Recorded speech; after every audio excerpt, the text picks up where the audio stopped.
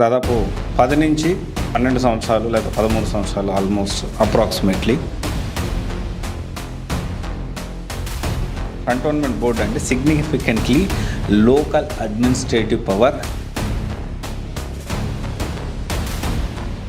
Secunderabad cantonment board అంటే ఏంటి అంటే డిఫెన్స్ వాళ్ళ ఆస్తులు, అక్కడ ఎవరైతే ఇండియన్ డిఫెన్స్ ఎస్టేట్ సర్వీస్ కాలనీస్ని వాటి బాగోగులు అంతా కూడా టేక్ కేర్ చేసేది. దాదాపు 10 నుంచి 12 సంవత్సరాలు లేదా 13 సంవత్సరాలు ఆల్మోస్ట్ అప్రాక్సిమేట్లీ వర్క్ చేసింది మేడం ఈ సర్వీస్లో. దాని గురించి మనం మాట్లాడుకుందాము. ఆల్మోస్ట్ 2008 నుంచి 8, 9, 10 టైంలో యూపీఎస్సీ క్రాక్ చేసి ఇండియన్ డిఫెన్స్ సర్వీసెస్ ఐడిఎస్ అని ఉంది. యాక్చువల్లీ దాని గురించి రీసెర్చ్ చేస్తూ అసలు ఈ ఐడిఈఎస్ ఏంటి, ఈ సర్వీస్ వస్తే లైఫ్ ఎలా ఉంటుంది, ఫ్యూచర్ ఎలా ఉంటుంది, వీళ్ళు చేసే పని ఏంటి, దీని గురించి కొంత రీసెర్చ్ చేశాను. యాక్చువల్లీ మేడం ఐఏఎస్ అవ్వలేదు, యూపీఎస్సీ క్రాక్ చేసి 12 సంవత్సరాలు చేసిన ఉద్యోగం ఇది. ఓకే, ఇది వచ్చేసి ఏంటి అంటే దీనికి సంబంధించి ఇక్కడ అసలు ఏంటి 12 సంవత్సరాలు చేసిన ఉద్యోగం ఏంటి, దాని బెనిఫిట్స్ ఎలా ఉంటాయి, శాలరీస్ ఏంటి. అది ఒకవేళ యూపీఎస్సీ ఛానల్ కానీ చాలామంది అనుకోండి యూపీఎస్సీ క్రాక్ చేస్తే ఐఏఎస్ ఐబీఎస్. అలా కాకుండా దీంట్లో ప్రతి సర్వీస్ ఇంపార్టెంట్ అనే విషయం మనం అందరం తెలుసుకోవాలి.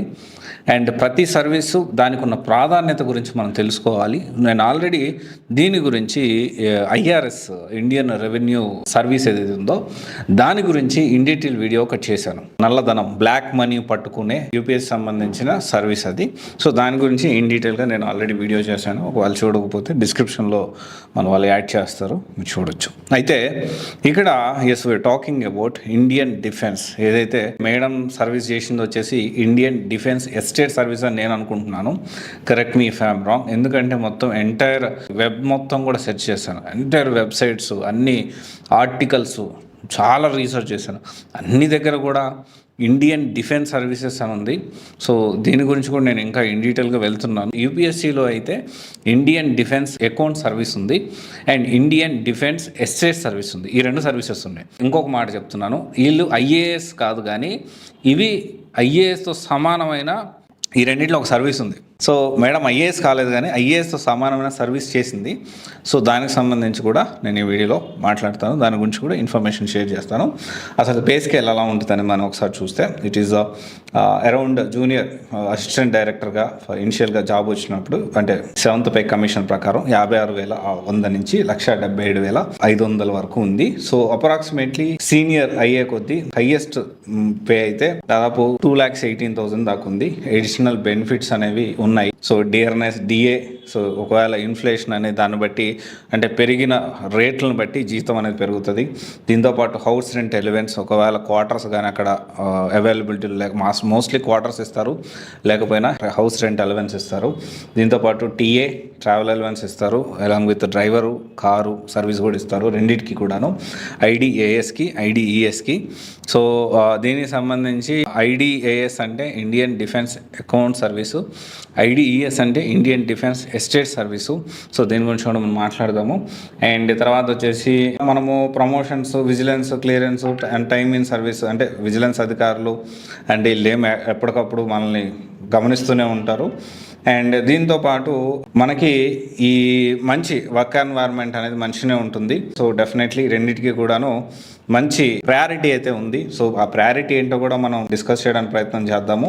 అయితే ఈ ఇండియన్ డిఫెన్స్ సర్వీస్ ఏదైతే ఉందో Indian defence account service, already డిఫెన్స్లో పనిచేసిన వాళ్ళకి అండ్ దీనికి సంబంధించి రిటైర్డ్ అయిన వాళ్ళకి ఇప్పుడు ఏమవుతుందంటే ఒక దగ్గర నుంచి ఇంకొక దగ్గర ట్రాన్స్ఫర్ అయినప్పుడు ఇక్కడికి అక్కడికి డిఫరెన్స్ ఉంటుంది. దాన్ని బట్టి వీళ్ళు రిటైర్మెంట్ అయినప్పుడు దాని సెటిల్మెంట్ కానివ్వండి ప్రతిదీ కూడా చాలా జాగ్రత్తగా కొన్ని లక్షల మంది ఏవైతే వాళ్ళకి టైం టు టైం జీతాలు పడడం కానివ్వండి, టైం టు టైం వీళ్ళు చేంజ్ అయినప్పుడు ప్రమోషన్స్ వచ్చినప్పుడు ఇక్కడి నుంచి అక్కడికి ట్రాన్స్ఫర్స్ అయినా కానీ ఈ శాలరీస్ అనేవి వేరే ఉంటాయి. వీళ్ళకి ఏరియాని బట్టి ఇక్కడ ఒక శాలరీ ఉంటుంది, అక్కడ ఏరియాని బట్టి ట్రాన్స్ఫర్ అయితే ఇంకొక శాలరీ ఉంటుంది. ఇవన్నీ కూడా ప్రాపర్గా మెయింటైన్ చేసేవాళ్ళు, మేనేజ్ చేసేవాళ్ళు Indian defence account service.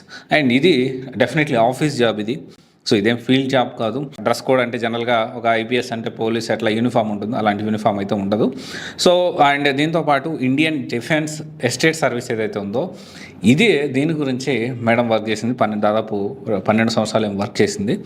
So correct me if I'm wrong. నాకు తెలిసినంత వరకు అయితే నేను సేకరించిన సమాచారం ప్రకారం అయితే మనకి ఆన్లైన్లో చాలా సోర్సెస్ నుంచి మనకు తెలిసిన ఇన్ఫర్మేషన్ అయితే దాదాపు 12 సంవత్సరాలు పనిచేసింది. అండ్ దీనికి సంబంధించి we can call this people as CEO of cantonment zones. Cantonment zone అంటే ఏంటి, ఈ కంటోన్మెంట్ ఏరియా అంటే ఏంటి అనేది మనం ఒకసారి గమనించుకుందాము.